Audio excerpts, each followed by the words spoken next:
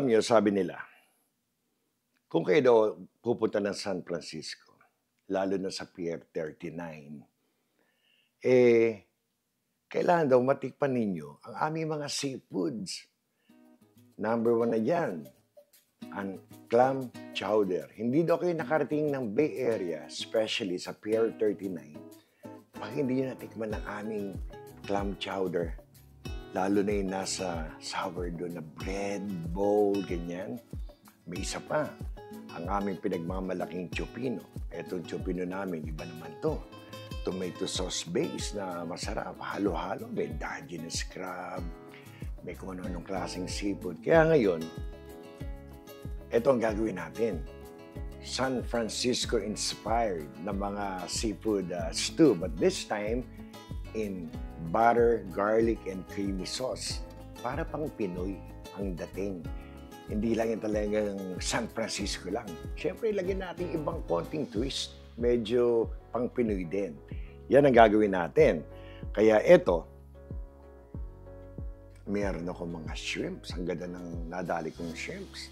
Diyan lang sa Oriental Market. So, na-devay na yan, nabalatan na. Ang ganda ito, itong gagamitin natin.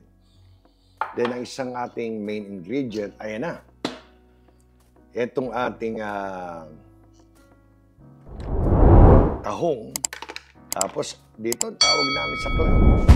Manila clams, yan. Yan ang gagamitin natin. Pakikita ko sa inyo yan. Then, along the way, ang dami natin mga iba-ibang ricado. Ito naman mga ricado natin. Mapa Bay Area, Mapa Pinas, kaya-kaya nyo gayahin to. Matitikman nyo yung mga estilo ng pagluluto dito. Inspired dito sa Bay Area. Kaya pagbalik ko, start na tayo, luto na tayo. Ang first na gagawin natin, isang stick ng butter. Melt natin agad dyan. Ako, ganda ng aking ano. At ang tamang ano lang, apoy at baka masunog naman. Ngayon, i-melt natin siya ng konti. Sa mahinang apoy, dahan-dahan. After nyan, lalagyan agad natin ng olive oil. Kasi yung ating garlic, mahirap basta medyo ma-brown ng konti pag purong butter lang. Kailangan may konting olive oil. 2 tablespoons, kasarapan lang. Itong aking extra virgin olive oil, sa Costco lang naman ito. Pero masarap naman. So yan, napansin nyo may olive oil na yan. Nag-melt na yung ating butter. Ayan na Hinaan ko ng konti. Ba, parang galit na galit Ayan na. Kasarapan lang yan. Tapos ngayon, ang isusunod agad natin dyan, garlic. Kaya medyo inalalayan ko lang. Dahil alam nyo, ang mga seafood stew, hindi mo naman kailangang i-brown ng gusto yung iyong garlic. Ano yan? Puro alalay lang ang mga ano yan. Ang paggisa. Tulad yan in a few seconds lang Sunod ko na agad itong onion. Kaya nakita yung konting onion. Medyo isi-sweat lang natin ng konti. You don't have to be really translucent. Konting sweat lang. Yan, medyo ininaan ko yung apoy Baka tayo masunugan. Medyo iba to Kaya medyo garlic butter with cream sauce. Kaya pakikita ko sa inyo. Ganyan lang mga tirada dito. Yan, medyo nag-sweat na ng konti Lumalabas na rin yung aroma, lumalabas na rin yung lasa niyan. Susunod ko na kaagad to. Mabilis na luto lang to Paborito ng mga anak ko to ng mga bata Yan Medyo nilakihan ko ng konti itong aking tomato. Kasi pag niliitan ko, mawawala. By the time na ilagay ko yung mga clams, saka yung ating mawawala yung aking tomato. Ang ganda nung, pag nag-plating kitang-kita pa yung tomato, yung freshness. Yan, mapansin nyo, ito na, Nag-sweat lang ng konti yan. So, ang isusunod ko dyan, dahil nga white sauce, lalagyan ko ng ground white pepper. Hindi yung black. Para maganda lang ang dating. Sarap din ito eh. Yan, mga ganun lang. Laki ng butas eh. Ito na, konting halo. Nakikita nyo naman sa overhead cam, ganyang kahina lang ang aking apoy. Talagang ano lang to, below medium. Ayaw natin masunugan. Tapos ngayon, nasa inyo, wala naman akong seafood stock. So gagamitan ko siya ng Knorr na shrimp bouillon. Ito, isa lang pwede na. Pandagdag natin sa flavor kasi seafoods to eh. Ayan na. Yan eh, madali naman yan madurog. Patutunaw agad yan. So nalagyan natin. Ito medyo pang-Italian na flavor. Marami sa atin ito. Pinas, Bay Area. Itong aking McCormick Italian na seasoning. Nandito na lahat eh. Rosemary, thyme. Ang bango nito, napakatagal maubos. Hindi naman siya ganun kamahalan. Lagyan nyo na lang ng konti. Iba-ibang klaseng herb ang naandyan. Magugulat kayo. Habang nagigisa yung amoy, biglang may iba. Lahat ng mga herb, Italian herbs, maaamoy niyo dyan. Ang bango. Amoy ko na agad yung mga herbs. Parang gusto ko pandagdagan ng konti. Yan, again ha. Hinala ng apoy natin ha. Ito, dadagdagan ko pa ng konti at napakabango pala nito. Yun. Ayun na, nakapuruan. Siguro, baka nailagay ko lang 1 teaspoon or maybe less. Ito, sunod agad natin to. 2 klaseng bell pepper, isang green, saka isang orange for the taste, for the aroma, and for the colors. Gandang tignan. Tignan nyo naman aking ginigisa, hindi ba kayo gaganahan yan? Kita nyo yung kamatis, buo pa rin, ang ganda. Oh. Naamoy ko yung Italian herb. Oh. Ngayon, susunod natin dyan, kailangan medyo balanse. Lagyan natin ng konting acidity. Kung kalamansi o lemon, kasayo lang ng konting ano lang. Ayan o, lemon zest lang o. Alam nyo, galing lang to sa likod bahay namin. Tanim ko lang to. Konti lang, ayan, naku. Konti bango. Ayan na, konting halo. Maganda to kung may heavy cream. Sabi nila, heavy cream. Alam nyo, Pinoy. Pwede mo ng carnation. Bakit na heavy cream pa? Kung may heavy cream kayo, why not? Pero ako, ang carnation muna ng konti. Yan. Naku, Diyos ko. Nakikita niyo na ba ang kulay? Kaganda. So ngayon, lalagyan natin ng tubig. Wala yung aking green tumbler, nagpapahinga. Siguro to lagyan muna natin ng mga 1.5 cups. Yan, kasi magtutubig yung ating shrimp, yung ating clams. Magtutubig. Pero nakikita nyo ba? Ayan na siya, oh. Ayan na. Ang ganda. Nilalakasan ko ng konti. Kasi isusunod na natin ang ating shrimps. Sana konti lang ang lulutuin ko. Kaso yung mga anak ko, favorite nila to, sabi, pakidagdagan daw. Kaya ganito karami hipon. I don't know, baka kalahati lang ang ilagay ko. Oh, sunod agad natin ng hipon. Nakita nyo naman, kumukulo na, di ba? Pwede na siguro to. Titira ko itong ibang hipon para sa munggo. Mag-iisa ako ng munggo. Oh, ayan ang ating hipon. Alam nyo, hahaluin ko lang to. Kasi susunod ko agad yung mussels saka clams. Ito na, oh. Aba, nag-pink na, oh. Wala pa tayong tikiman. Wala pa tayong nilalagyan ng kahit ano. Ay, nag-pink na. Una, nag-pink na agad ba? Ang dami nito. Baka hindi ko ilat. Ito, oh. Teka. Sobrang dami ito. Baka hindi namin maubos ito.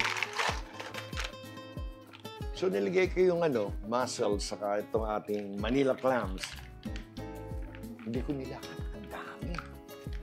Konting halo, tatakpan natin. Alam nyo kanina, nang binili ko to sa Oriental Market, yung aking mussels na clams. Mga buhay pa. Nandudura pa eh. Di ba pag yun, sumisirit? Kaya fresh na fresh to kanina. Okay, wala pang tikiman to ha. Takpan natin. Pabukayin natin yung ating mga clams. I'm thinking, 2-3 minutes. Pagbalik ko nito, makita nyo, medyo bukas na siya. Yung mga natin. Then, titikman natin kung ano pa kailan natin ilagay. Okay? 3 minuto. Pakikita ko sa inyo. Titikman din natin.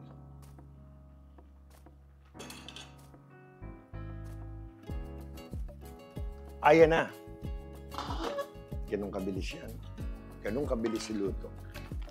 Bumuka na ang ating tahong, ang ating Manila clams, kasarapan ng hipon. Ayan, oh. Titikman natin ngayon. Titikman natin. Simple-simple lahat ng Ricardo. Available sa Pinas. Tikman natin. Naku po. Panalo to. Ano ang kulang? Konting-konting sespa. Para may additional acidity pa. Yan, so far yan ang mga natanggal ko yan. Konti lang. Para may konting acidity. Haluin ko lang ng konti. Alam nyo, ang ganda na ng ating cream. Butter, garlic cream. Wala namang masama. Dadagdagan ko lang ng konting cream. Ayan. Alam nyo, itong aking isang lahat ng carnation ay halos napakabigat. Konting-konti lang nabawas yung nilagay ko na yun. Lagay natin dyan. Alam nyo ba, luto na to. Hindi na to pinapatagal. Ipe-plating ko na to. Ganyang kabilis. Ang gagawin ko na lang, masarap. Konting-konting lapot. Bakit? Para pag nilagay nyo kung sama kung noodles or rice, medyo nakukoat lahat ng ating mga Ito naman, alam niyo naman to. Konting cornstarch, tubig. Slurry. Sosyal. Bilang, haluin natin ng konti.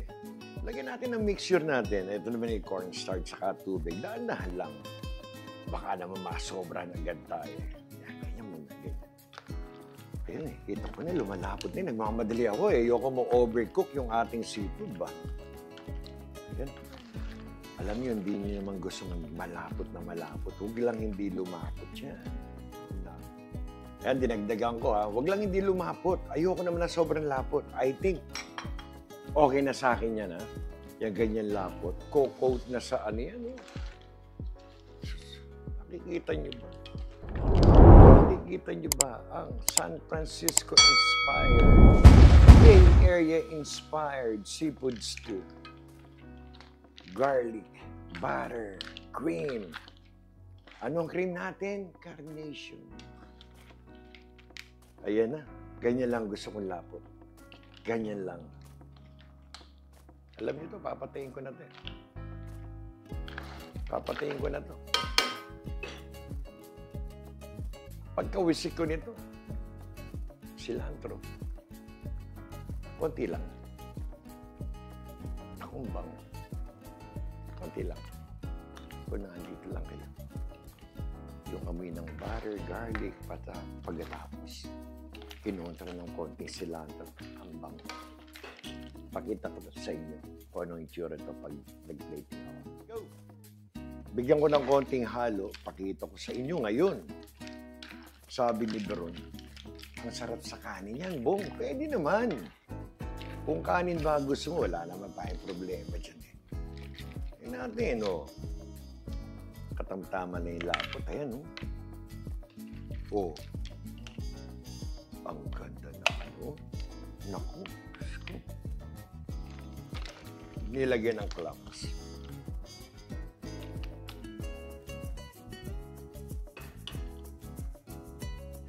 Pwede sa rice. Ang ganda, paborito ni Veron.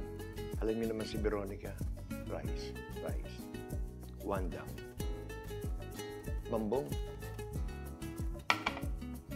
Medyo ingat po ako sa rice. Saka yung mister ko, hindi mahilig po sa rice. Wala naman tayong problema dun eh. Kala ko naman eh. Kaya nga mayroon akong linguine. Itong ginawa ninyo, pwede sa linguine. Lagyan natin. Nako. Nilagyan ng hipon. Oh, tignan niyo naman yung lapot. Oh. Kasarapan lang. Nilagyan pa rin ng hipon. Ayan na. Lagyan natin konting ano. Yan ba naman, di kayo may engganyo? Linguine. Kahit na spaghetti, pasta pa yan. Kahit anong pasta. Two down. Mambong, iwas na po ako sa pasta. Iwas na rin po ako sa rice. Ganun ba? Buti na lang. Napasok ko isip mo. Ginawa kita ng garlic bread para soup ang dating sa'yo. Sandali bigyan kita ng soup. Ikaw naman pabigla-bigla ka eh. Lagyan natin dito. Nilagyan ng hipon. Sumama na naman ang hipon. Ayaw magpaiban ng dalawang hipon. Nilagyan ng parang soup. Ayan. Nakita yun, dahil pa natira. Oh. Ulit.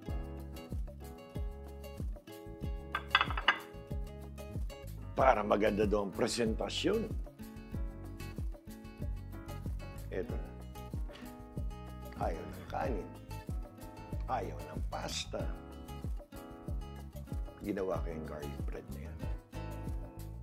Ginawa kong garlic bread, pero yung bread, yung sourdough, ang sarap niya. Ginawa ng anak ni Acheng Bibian. The best. 3 meal nanggaling dito. Rice with pasta and garlic bread.